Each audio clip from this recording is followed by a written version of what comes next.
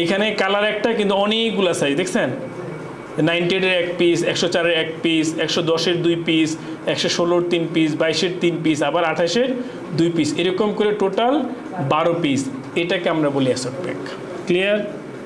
কারো কোনো কোশ্চেন আছে এই পার্টে? ওকে, অ্যাসর্ট প্যাক বা রেশিও প্যাক, ঠিক আছে?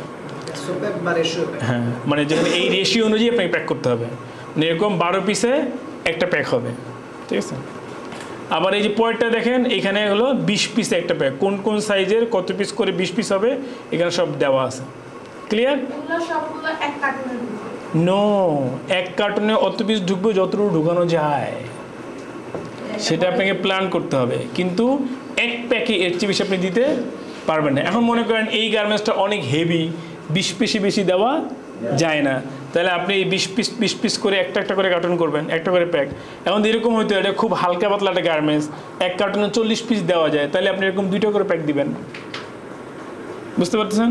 আবার চিন্তা করলেন 20 পিস একটা দিলেন, এখানে 12 পিস, 12 পিস করে এক প্যাক করা যায়, আবার চাইলে 2 প্যাক দিয়ে 24 পিস করা যায়, তাহলে 24 পিসের জন্য যে কার্টুন হাইট লাগবে সেই অনুপাতে আপনি করবেন।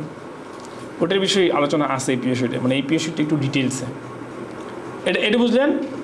ওকে, এরপর হলো এটা হলো আরেকটা অর্ডার শিট, ওই একই স্টাইলের আরেকটা পিও নাম্বার, একই স্টাইলের আরেকটা পিও।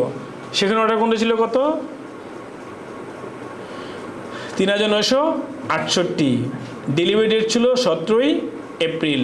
আমরা এখন দেখি পরের অর্ডার শিটে কি দেখেন, একই আইটেম পরের অর্ডার শিটে 6000 পিস, ডেলিভারি ডেট এপ্রিলের 24 তারিখ, মানে এক সপ্তাহ পরে, ঠিক আছে?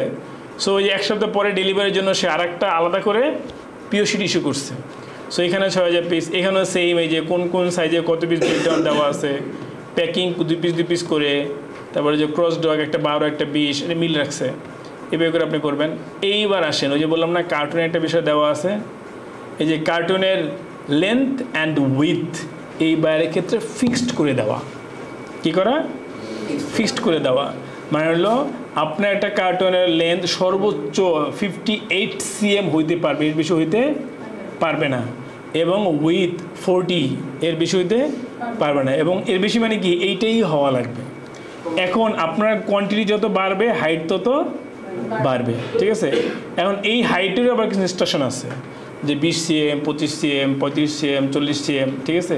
ওই ইনস্ট্রাকশন মেনটেন করে আপনাকে চলতে হবে, এটার জন্য আলাদা একটা গাইডলাইন আছে, ম্যানুয়াল। সো ওইভাবে করে আপনাকে দেখতে হবে একটা হাইট কত পর্যন্ত হাইট দিলে কত পিস করে প্যাক করা যাবে, এটা প্যাকিংয়ের বিষয়, এটা জাস্ট মাথা রাখেন আপনারা। ক্লিয়ার?